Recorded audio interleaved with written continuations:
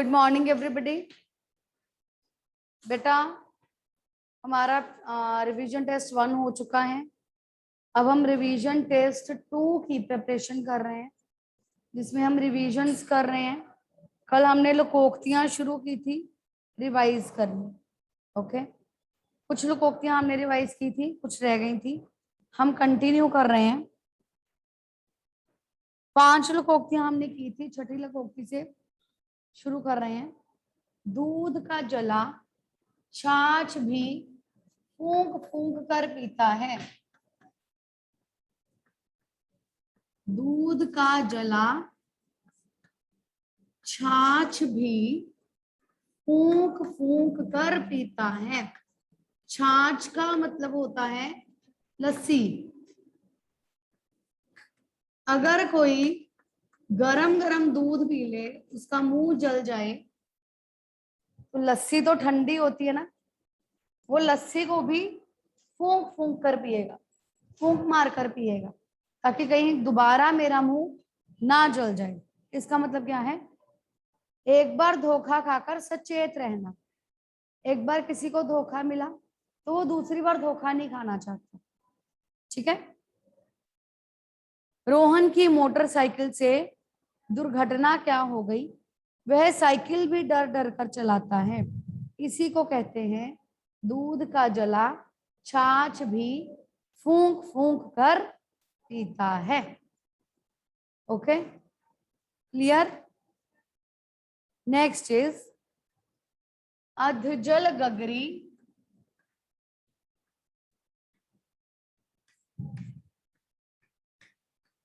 छलकत जाए।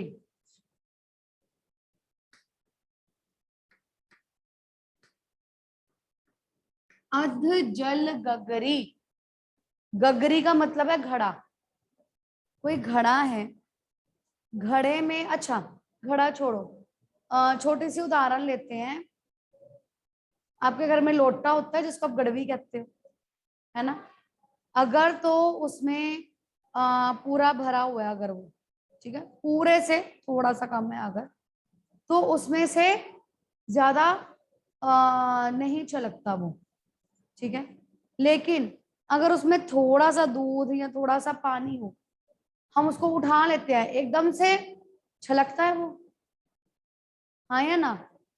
एकदम से छलकेगा। मग में अगर पानी भरा हुआ है तो वो छलकेगा बहुत जोर से, हाँ या ना? नहीं, क्योंकि वो भरा हुआ है, बहुत जोर से नहीं छलकेगा। मग में थोड़ा सा पानी है, ठीक है, तो वो जोर जोर से छलकेगा। ठीक है। अधजल गगरे छलकत जाए, घड़ा है, घड़े में पानी थोड़ा सा है और वो छलक रहा है, वो छलक रहा है। क्या ये ऐसा हो सकता है कि नहीं हो सकता?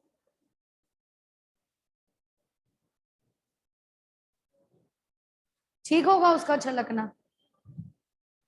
है तो वो थोड़ा सा पानी उसमें और वो छलक रहा है। पूरा अगर भरा हुआ हो तो उसमें से बाहर गिरे तो हम मान भी सकते हैं, लेकिन जिसमें है ही थोड़ा सा, वो उछले तो क्या वो ठीक है? नहीं, है ना? इसका मतलब यही है, कम ज्ञान वाले ज्यादा उछलते हैं।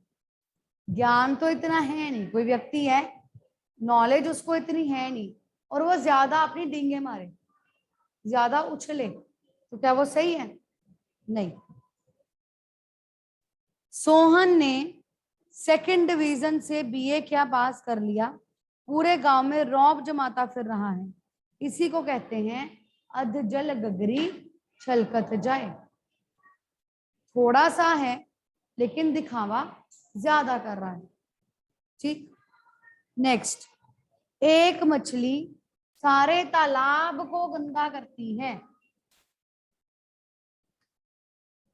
मछलियां तालाब में होती है ना। एक मछली सारे तालाब को गंदा करती है। क्या मतलब है इसका?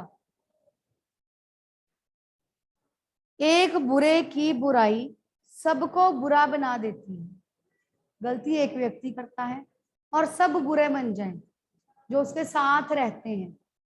तालाब में मछलियां एक साथ रहती है ना, है ना। अगर एक मछली बुरी है, एक मछली खराब है, तो वो सबको खराब कर देगी। जब सब लोग इकट्ठे रहते हैं साथ में, तो एक व्यक्ति की बुराई सबको बुरा बना देती है। हमारी कक्षा में सभी बच्चे अच्छे हैं। हम चाहते हैं कि कोई बच्चा गलत संगत में ना आए, वरना एक मछली सारे तालाब को गंदा कर देगी। क्योंकि जिसकी कंपनी में जैसे हम रहते हैं वैसे ही बन जाते हैं।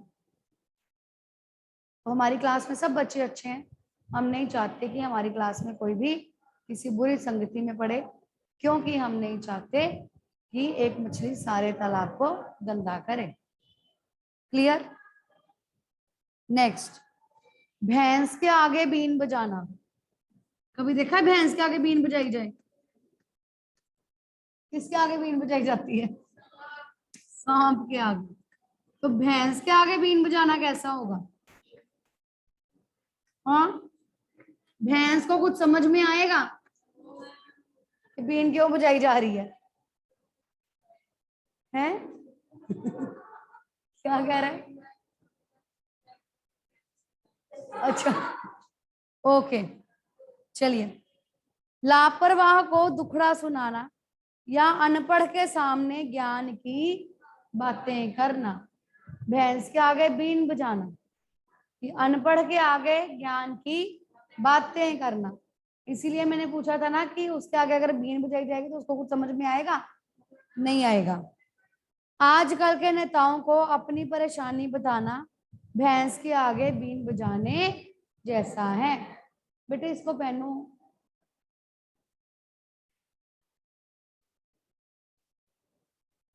नेक्स्ट इज काला अक्षर भैंस बराबर।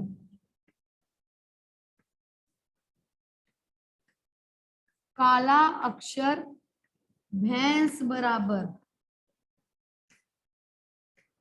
अनपढ़ होना। अनपढ़ होना, जो व्यक्ति अनपढ़ है उसके लिए सारे काले अक्षर एक जैसे ही हैं। उसको नहीं पता क्या लिखा नहीं लिखा। किताब में काले काले अक्षर लिखे होते हैं ना, ये मानकर चला जाता है कि जो लिखा हुआ होता है वो काले अक्षरों में लिखा जाता है, क्योंकि प्रिंटिंग जो होती है वो मैक्सिमम ब्लैक इंक से होती है। ठीक है, काला अक्षर भैंस बराबर अनपढ़ होना या निरक्षर होना। रामलाल से सेठ ने गलत खाते पर अंगूठा लगवा लिया, क्योंकि उस बेचारे के लिए तो काला अक्षर भैंस बराबर है। ठीक है, इस सेठ ने रामलाल से गलत कागज पर अंगूठा लगवा लिया, क्योंकि उसे पढ़ना लिखना आता नहीं, उसके लिए काला अक्षर भैंस बराबर है। नेक्स्ट, बंदर क्या जाने अदरक का स्वाद।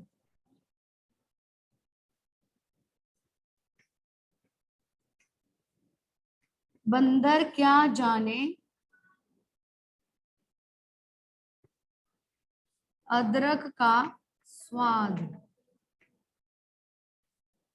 इसका क्या मतलब है? मूर्ख व्यक्ति को गुणों की पहचान नहीं होती। जो कोई मूर्ख व्यक्ति होगा उसे गुणों की पहचान नहीं होगी, उसे नहीं पता होगा कौन से अच्छे गुण हैं। राम प्रसाद खुद तो अनपढ़ है, मुझे भी पढ़ाई छोड़कर काम सीखने की सलाह दे रहा है। वे कहते हैं ना, बंदर क्या जाने अदरक का स्वाद।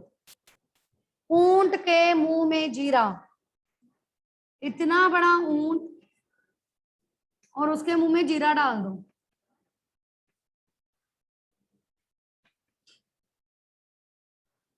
जरा सा जीरा, इतना बड़ा ऊंट, ऊंट के मुंह में जीरा, यानी कि आवश्यकता से बहुत कम मिलना, जितनी जरूरत हो उससे कम मिलना।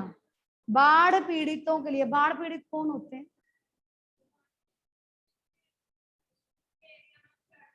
जहां फ्लड आ जाए और जो लोग उस फ्लड से पीड़ित हों, जिनके लिए वो फ्लड मुसीबत बन जाए, घर डूब जाते हैं, है ना। बाढ़ पीड़ितों के लिए 2 दिन बाद भोजन के कुछ पैकेट गिराए गए। ऐसे लग रहा था मानो ऊंट के मुंह में जीरा डाला हो। बंदर क्या जाने अदरक का स्वाद है, ये है ऊंट के मुंह में जीरा। अदरक नहीं आना, जीरा। ठीक है। बाढ़ पीड़ितों के लिए 2 दिन बाद भोजन के कुछ पैकेट गिराए गए। ऐसा लग रहा था मानो ऊंट के मुंह में जीरा डाला हो। नेक्स्ट इज चोर की दाढ़ी में तिनका। ये तो अक्सर यूज करते हैं लोकोक्ति, या नहीं करते हैं। चोर की दाढ़ी में तिनका, अपराधी द्वारा स्वयं के लिए सफाई देना। कई बार ऐसा होता है घर में हमने कुछ गलत काम कर दिया, किसी को पता भी नहीं है कि वो हमने किया, और हम सफाई देना शुरू कर देते हैं। नहीं नहीं ऐसे नहीं ऐसे हुआ था, ऐसे नहीं ऐसे हुआ था, और दूसरों को पता चल जाता है कि गलत काम इसी ने किया होगा, और कहते भी हैं देखा चोर की दाढ़ी में तिनका, खुद ही बोल रहा है ना। अपराधी द्वारा स्वयं के लिए सफाई देना। परीक्षा के समय जैसे ही अध्यापिका ने नमन की ओर घूरकर देखा तो वह कहने लगा मैम हम कुछ नहीं पूछ रहे थे, है ना। यह सुनकर अध्यापिका ने कहा चोर की दाढ़ी में तिनका। गलती कर रहा है, पूछ रहा है, उसको लग रहा है मैम ने नहीं देखा, लेकिन जैसे ही मैम ने देख लिया तो कहने लगा मैम हमने कुछ नहीं पूछा। मैम ने कहा चोर की दाढ़ी में तिनका। गेहूं के साथ घुन पिसना। दोषी के साथ निर्दोष को भी सजा मिलना। गेहूं पिसवाने जाते, कभी देखा चक्की पर? चक्की पर गेहूं पीसते हैं, उसमें घुन लगा होता है साथ में। गेहूं तो पीसना ही है, साथ में घुन भी पिस जाता है ना। इसका मतलब यह है कि जो दोषी व्यक्ति है उसको तो सजा मिलनी मिलनी है, उसके साथ रहने वाला व्यक्ति चाहे निर्दोष हो उसे भी सजा मिल जाती है। 2 बच्चे घूम रहे हैं, एक ने गलती की, दूसरे बेचारे ने कुछ नहीं किया, उसको भी डांट पड़ जाए तो क्या कहते हैं? गेहूं के साथ घुन पिस गया। ठीक है। कक्षा में शोर सुनकर जब अध्यापिका आई तो उन्होंने सभी बच्चों को सजा दे दी। जो शोर नहीं मचा रहे थे वे भी उनमें शामिल थे। इसे कहते हैं गेहूं के साथ घुन पिसता है। आया समझ में? नेक्स्ट इज नाच ना जाने आंगन टेढ़ा।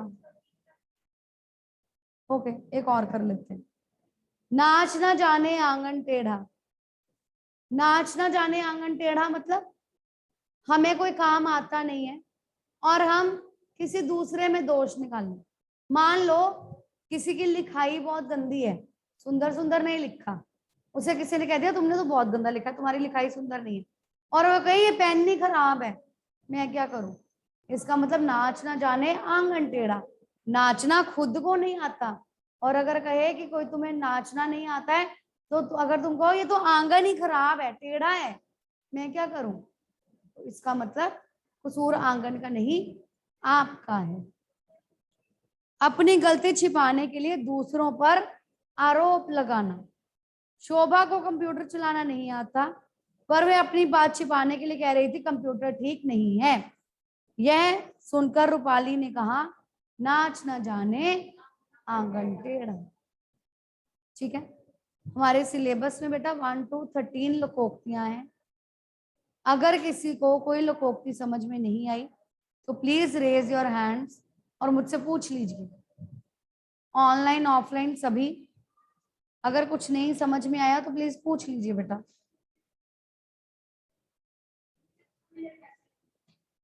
पेपर में किसी भी तरीके से आ सकती है, जैसे लोकोक्ति दे दी, उसका अर्थ लिखो, या अर्थ लिखकर वाक्य बनाओ, या सिर्फ वाक्य बनाओ, कुछ भी हो सकता है। ठीक है। हाँ जी दृष्टि। मैम एग्जाम में विशेषण बनाए कैसे आएंगे? विशेषण बनाने के लिए बेटा उसमें हो सकता है कि जैसे आपको शब्द दिया हो और उस शब्द से रिलेटेड लिखा हो कि विशेषण बनाओ, हेडिंग दिया हो विशेषण बनाओ, नीचे शब्द लिखा है, आपने उसका विशेषण शब्द बनाना है। जैसे मान लो शब्द लिखा है मानव, ठीक है, हाँ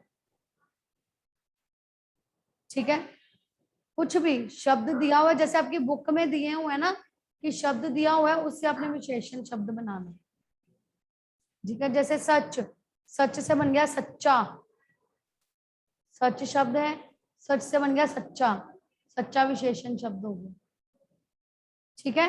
मैम सिर्फ एक ही लिखना है? हाँ ओके आपने मैम। रीड करने हैं, बस जो बुक में दिए हुए हैं वो रीड करने हैं, ठीक है। Okay yes ma'am. हाँ जी गुनीत।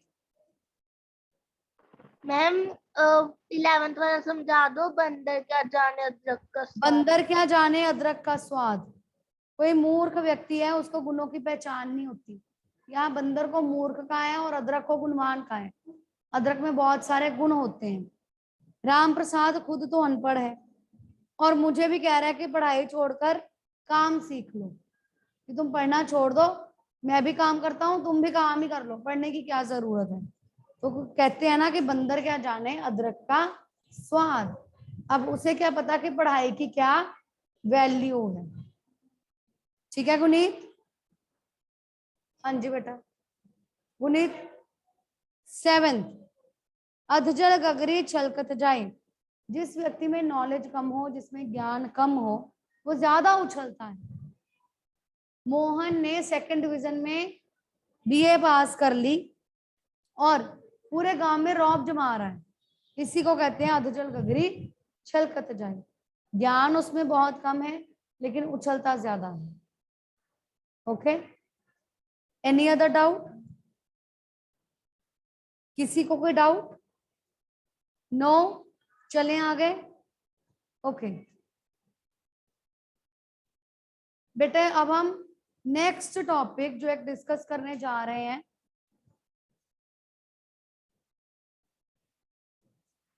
टॉपिक है अनुच्छेद लेखन। हमने पत्र लेखन किए हैं। अनुच्छेद का मतलब क्या है? पैराग्राफ। आप इंग्लिश में पैराग्राफ लिखते हैं? इंग्लिश में पैराग्राफ लिखते हैं? कैसे लिखते हैं पैराग्राफ?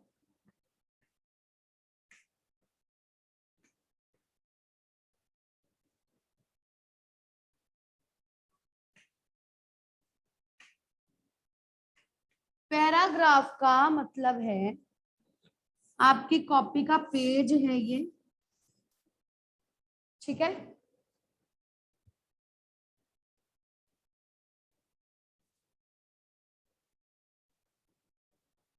ये आपकी कॉपी का पेज है, ठीक। सबसे पहले आप ऊपर हेडिंग लिखेंगे। जैसे आपके सिलेबस में होली का त्योहार अनुच्छेद है, होली का त्योहार, हेडिंग लिख लिया, ठीक है। उसके बाद आप लोग यहां से शुरू करेंगे, नेक्स्ट लाइन से लिखते जाएंगे लिखते जाएंगे लिखते जाएंगे, जहां खत्म हो गया वहां छोड़ दिया। कहीं कोई लाइन चेंज नहीं होनी, कहीं कोई पैराग्राफ चेंज नहीं होना है। एक पैराग्राफ में आप सिंपली लिखते जाएंगे, कोई लाइन नहीं छोड़नी, कोई 1 2 3 4 पॉइंट्स नहीं बनाने हैं, कोई पैराग्राफ नहीं चेंज करना, ठीक है। पैराग्राफ राइटिंग का मतलब होता है एक पैरा लिखना। अनुच्छेद मतलब पैराग्राफ। एक होता है एसे राइटिंग। एसे राइटिंग होता है निबंध, जिसमें आप अलग अलग पैराग्राफ्स लिखते हैं एसे राइटिंग में। लेकिन ये पैराग्राफ राइटिंग है, अनुच्छेद है, मतलब एक सिंगल पैरा।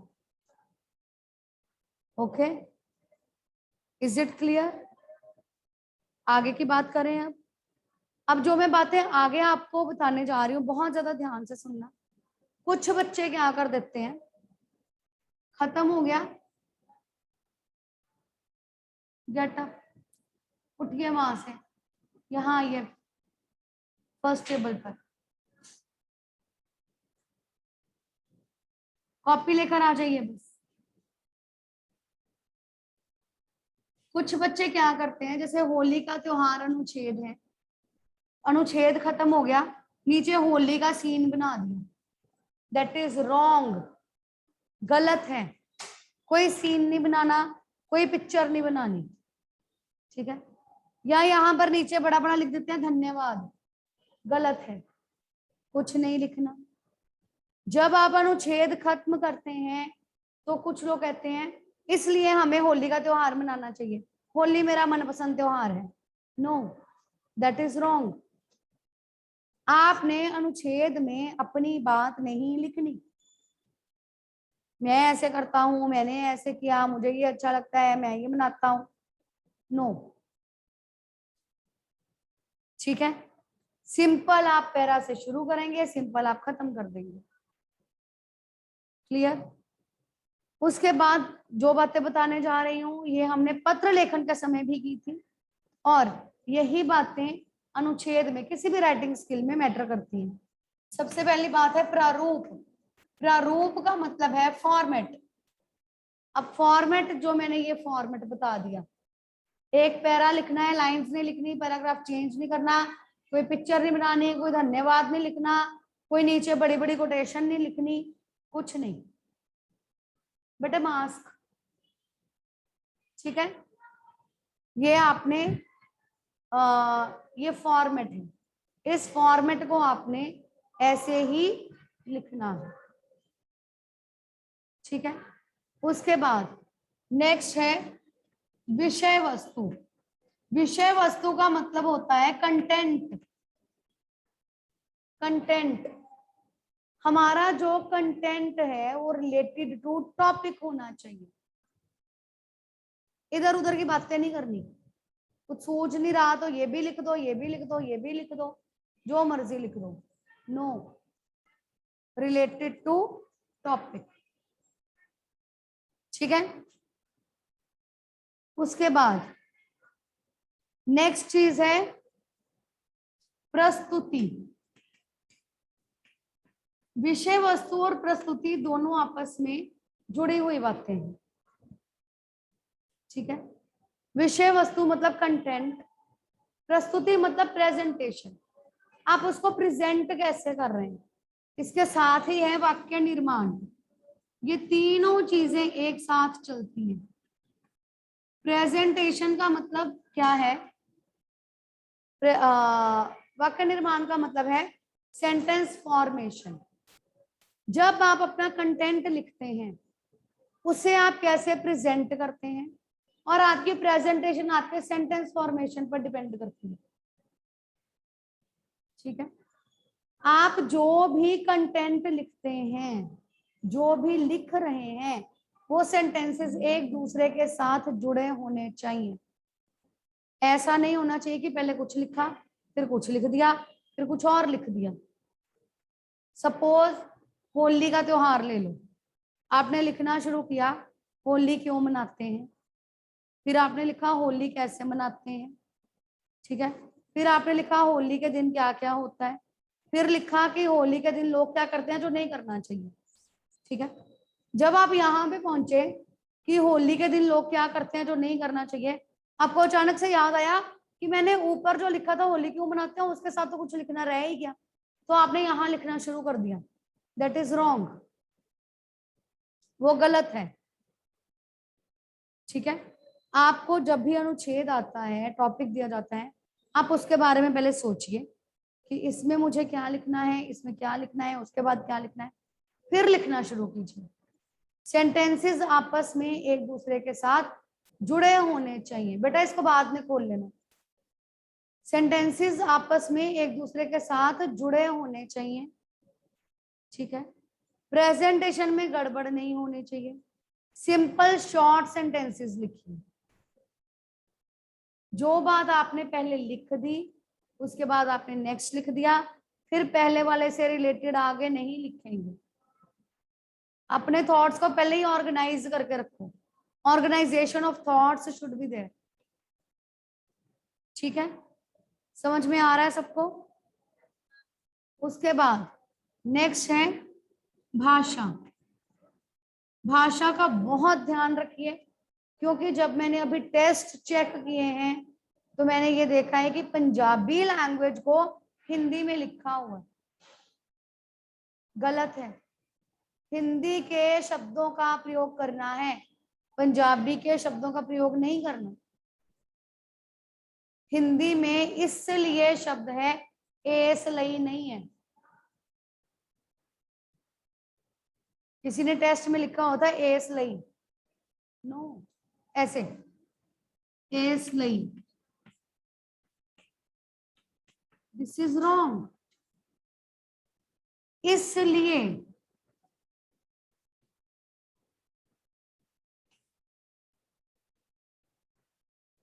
ठीक है, आपने हिंदी भाषा के शब्दों का प्रयोग करना है। नेक्स्ट इज वर्तनी। वर्तनी मीन्स स्पेलिंग्स। स्पेलिंग एरर्स नहीं होने चाहिए, स्पेलिंग एरर्स होंगे तो मार्क्स कटेंगे। इन सारी बातों को ध्यान में रखकर आप लोगों ने अनुच्छेद लिखना है। आपके सिलेबस में है अनुच्छेद दूरदर्शन एवं दूरभाष, होली का त्योहार, श्रम का महत्व, हमारा राष्ट्रीय ध्वज। दूरदर्शन एवं दूरभाष, दूरदर्शन मतलब टेलीविजन, दूरभाष मतलब फोन। ठीक है, जो आप फोन यूज करते हैं, कि टेलीविजन और फोन ने कैसे आपकी लाइफ को चेंज किया है, क्या होते हैं ये, क्या है दूरदर्शन एवं दूरभाष। दूरदर्शन क्या होता है, दूरभाष क्या होता है, ये हमारे लिए किस तरह से जरूरी है। ठीक है, फिर समाज में इन्होंने कैसे अपना रोल प्ले किया है, आजकल बच्चे कैसे देख रहे हैं, कैसे टीवी देख रहे हैं, कैसे फोन यूज कर रहे हैं, आप उसके बारे में भी लिख सकते हैं। और इनका यूज कैसे होना चाहिए, इनको कैसे प्रयोग किया जाना चाहिए, कैसे नहीं किया जाना चाहिए। उसके बाद होली का त्योहार है, होली कब मनाई जाती है, होलिका दहन होता है, कैसे मनाई जाती है, होली के अवसर पर लोग क्या मिठाइयाँ बनाते हैं, खाते हैं, ये सब। ठीक है, फिर श्रम का महत्व मतलब परिश्रम। श्रम मतलब परिश्रम, हमें परिश्रम करना चाहिए। परिश्रम का क्या अर्थ है, परिश्रम करने से हमारा जीवन कैसा बन जाता है, अगर हम एक बार परिश्रम कर लें तो हम कैसे बन सकते हैं, हमारा जीवन कैसा हो सकता है, इस सब के बारे में। और हमारा राष्ट्रीय ध्वज यानी कि हमारा नेशनल फ्लैग, तिरंगा। तिरंगा क्या है, कौन से रंग हैं, उन रंगों का क्या मतलब है, हमें किस तरह से उसका सम्मान करना चाहिए, ये सब बातें। ठीक है, आपकी ग्रामर बुक में भी अनुच्छेद दिए हुए हैं, उन अनुच्छेदों को पढ़िएगा। ठीक है, अगर कहीं कुछ नहीं समझ में आता प्लीज मुझसे पूछिए। ठीक है, आप कोई और बुक भी कंसल्ट कर सकते होते हैं। ठीक है, 2-3 जगह से पढ़िए फिर लिखिए, हम डिस्कस भी करेंगे क्लास में, पर आप एक बार पढ़िएगा जरूर। राइट? हाँ जी दृष्टि।